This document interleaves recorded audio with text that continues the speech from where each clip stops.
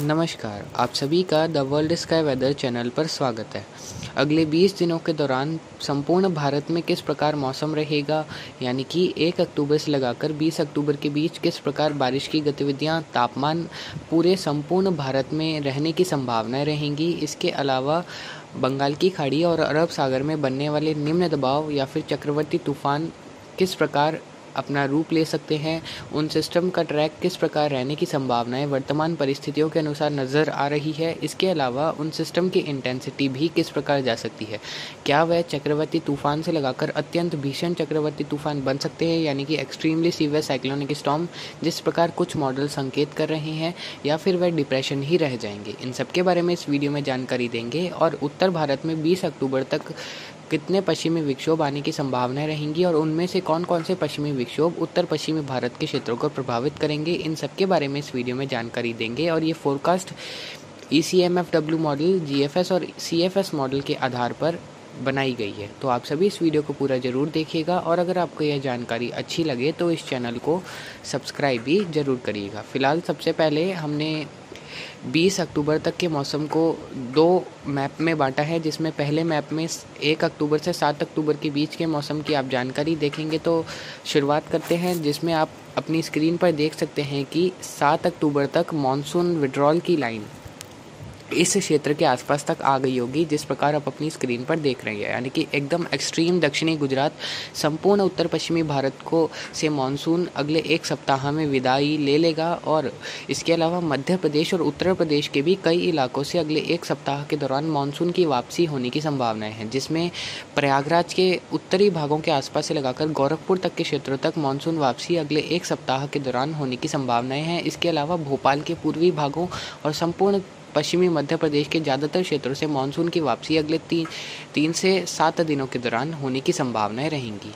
इसके अलावा अब बनने वाले मौसमी सिस्टम की बात करें तो इस सप्ताह के दौरान एक निम्न दबाव का क्षेत्र म्यांमार और उससे सटे उत्तर पूर्वी बंगाल की खाड़ी के आसपास बनने की संभावनाएं 2 अक्टूबर से 5 अक्टूबर के बीच रहेगी, जिसका ट्रैक बांग्लादेश से होते हुए कुछ पश्चिम बंगाल के मिले जुले क्षेत्रों से उत्तर पूर्वी भारत की तरफ रहेगा, जिसकी वजह से असम, मेघालय, नागालैंड, मणिपुर, मिजोरम, त्रिपुरा, अरुणाचल प्रदेश, बांग्लादेश, पूर्वी बंगाल, पश्चिम बंगाल के क्षेत्रों में कई इलाकों में भारी से अति भारी बारिश होने की संभावनाएं अगले 1 सप्ताह तक बनी रहेगी। तो कुछ इलाकों में अत्यंत भारी बारिश की वजह से बाढ़ आने की संभावनाएं उत्तर पूर्वी भारत के क्षेत्रों में रहेगी। हालांकि इस सिस्टम का प्रभाव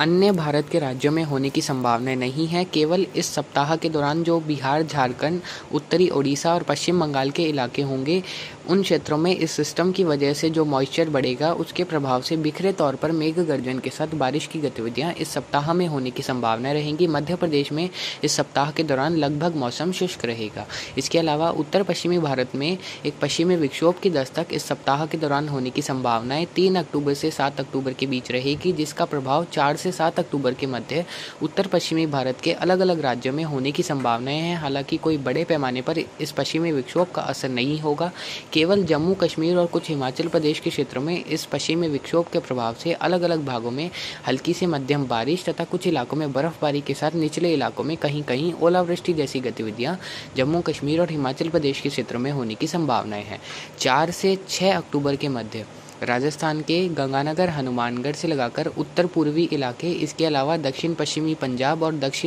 दक्षिणी हरियाणा के क्षेत्रों में कुछ स्थानों पर हल्की से मध्यम खंड वर्षा की गतिविधियां होने की संभावनाएं हैं। हालांकि यह खंड वर्षा कोई बड़े पैमाने पर होने की संभावना नहीं है, केवल 1-2 इलाकों में इस पश्चिमी विक्षोभ के प्रभाव से हो सकती है तथा शेष भागों में मौसम मुख्यतः शुष्क रहने की संभावनाएं इस सप्ताह के दौरान रहेगी। केवल बादलों की आवाजाही कुछ स्थानों पर होने की संभावनाएं हैं और उन्हीं जिन क्षेत्रों में बादलों की आवाजाही रहेगी उन्हीं में से कहीं कहीं हल्की मध्यम खंड वर्षा की गतिविधियां देखने को मिल सकती है। और तापमान में भी बढ़ोतरी भारत के कई राज्यों में होने की संभावनाएं इस संपूर्ण सप्ताह के दौरान रहेगी, जिसमें सबसे ज़्यादा तापमान उत्तर पश्चिमी भारत के क्षेत्रों में देखने को मिलेंगे, जहां राजस्थान, पंजाब, हरियाणा में जो एवरेज टेम्परेचर होते हैं, मैक्सिमम टेम्परेचर, वो 35 से 40 डिग्री सेल्सियस के बीच ज़्यादातर क्षेत्रों में देखने को मिलेंगे। तो एक्सट्रीम पश्चिमी राजस्थान और उससे सटे पाकिस्तान के इलाके, इसके अलावा दक्षिण पश्चिमी पंजाब में 40 डिग्री से 44 डिग्री सेल्सियस के बीच भी इस सप्ताह के दौरान तापमान जाने की संभावनाएं हैं, जिसकी वजह से काफ़ी गर्मी का असर इन क्षेत्रों में होने की संभावनाएं हैं। इसके अलावा पूर्वी और मध्य भारत के भी कई क्षेत्रों में तापमान की स्थिति 33 डिग्री सेल्सियस से 39 डिग्री सेल्सियस के बीच होने की संभावनाएं इस सप्ताह के दौरान रहेगी और दक्षिण भारत के क्षेत्रों में महाराष्ट्र से लगाकर तेलंगाना, आंध्र प्रदेश और तमिलनाडु, केरल के क्षेत्रों में इस पूरे सप्ताह के दौरान कई इलाकों में मेघ गर्जन के साथ बारिश का दौर जारी रहेगा, जिसमें तमिलनाडु, कर्नाटक और आसपास के क्षेत्रों में भारी बारिश भी कुछ स्थानों पर इस पूरे सप्ताह में होने की संभावनाएं हैं। अब जो मुख्य बारिश का सप्ताह रहने की संभावनाएं हैं, यानी कि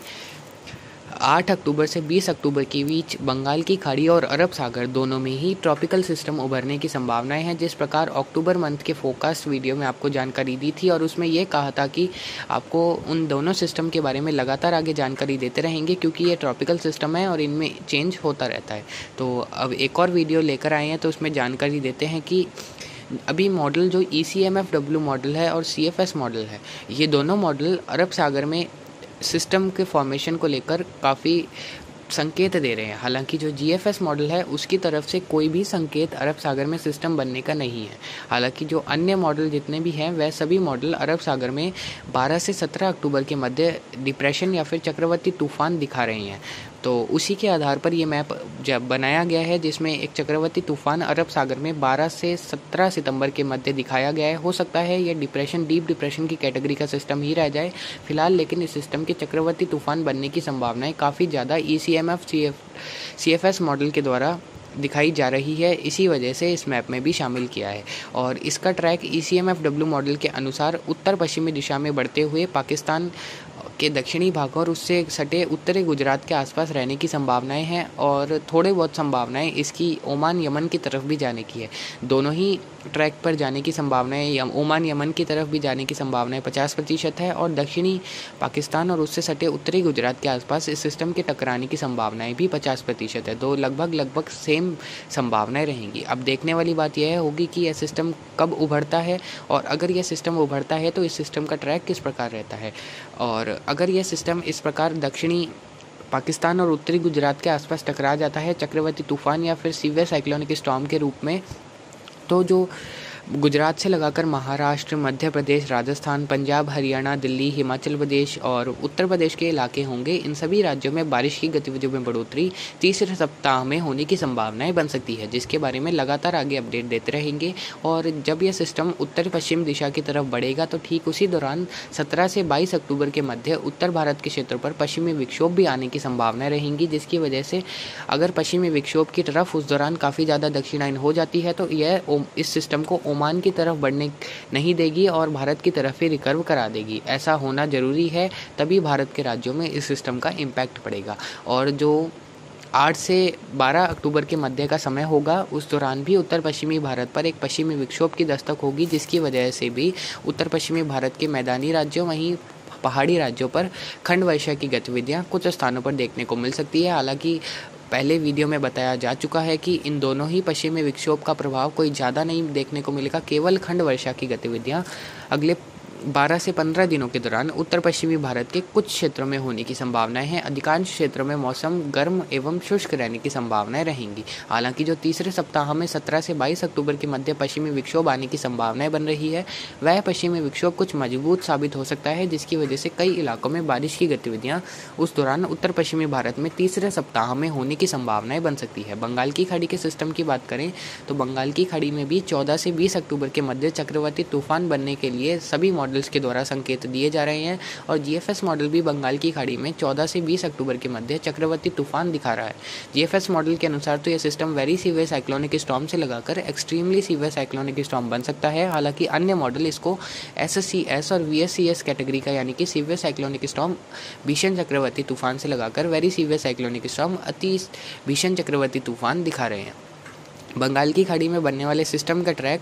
दक्षिण भारत की तरफ ही रहने की संभावनाएं ज़्यादा है। इस सिस्टम के उत्तर की तरफ बढ़ने की संभावनाएं काफ़ी कम है। दक्षिण भारत की तरफ बात करें तो आंध्र प्रदेश और उससे सटे ओडिशा के क्षेत्रों के आसपास इस सिस्टम के टकराने की संभावनाएं ज़्यादा है और दूसरा ट्रैक इस सिस्टम का आंध्र प्रदेश में ही रहेगा। तो यह सिस्टम बात करें तो आंध्र प्रदेश के आसपास के क्षेत्रों पर ही टकराने की संभावनाएं सबसे ज़्यादा है और वहीं अगर यह सिस्टम बनता है तो टकराएगा, जिसकी वजह से तमिलनाडु से लगाकर आंध्र प्रदेश, महाराष्ट्र, कर्नाटक, कर्नाटक, तेलंगाना, छत्तीसगढ़, उड़ीसा और दक्षिणी मध्य प्रदेश के क्षेत्रों में तीसरे सप्ताह से लगाकर चौथे सप्ताह के दौरान कई इलाकों में भारी से अति भारी बारिश होने की संभावनाएं बनेंगी। और जब यह सिस्टम लैंडफॉल करेगा तो उस दौरान आंध्र प्रदेश और दक्षिणी ओडिशा के आसपास के क्षेत्रों में तूफानी हवाओं का दौर भी देखने को मिलेगा, क्योंकि अभी इस सिस्टम के सीवियर साइक्लोनिक स्टॉर्म तक जाने की संभावनाएं काफ़ी ज़्यादा है। तो 90 से 100 किलोमीटर प्रति घंटे की रफ्तार से हवाएं चलने की संभावना है और 120 से 135 किलोमीटर प्रति घंटे की रफ्तार से हवाओं के झोंके भी देखने को मिल सकते हैं, जिससे कुछ हद तक इन क्षेत्रों में नुकसान होने की भी संभावनाएं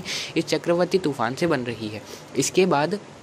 बंगाल की खाड़ी में एक और सिस्टम उभरने की संभावनाएं रहेंगी 21 से 31 अक्टूबर के मध्य, जो कि थाईलैंड और आसपास के क्षेत्रों से बंगाल की खाड़ी में प्रवेश कर सकता है और यह बंगाल की खाड़ी में प्रवेश कर एक बार फिर से चक्रवाती तूफान का रूप ले सकता है, ऐसा एनसेम्बल मॉडल दिखा रहे हैं। ECMFW के एनसेम्बल मॉडल हैं वह ऐसा फोरकास्ट कर रहे हैं कि थाईलैंड और आसपास के क्षेत्रों से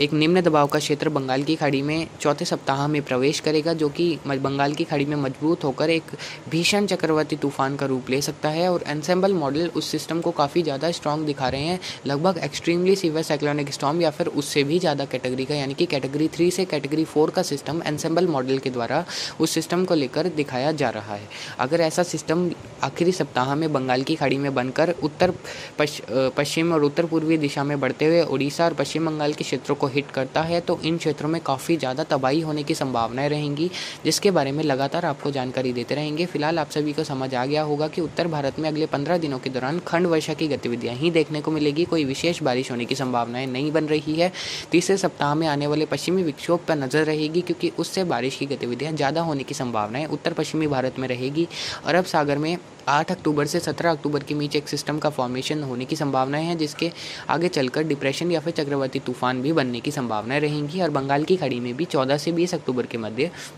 एक चक्रवाती तूफान बनने की संभावना है। यह छोटी सी समरी आपको वीडियो के लास्ट में बता दी गई है। तो फिलहाल अभी की अपडेट के लिए इतना ही। आगे की जानकारी के लिए लगातार बन रहे the world sky weather channel के साथ। नमस्कार, जय हिंद, जय भारत।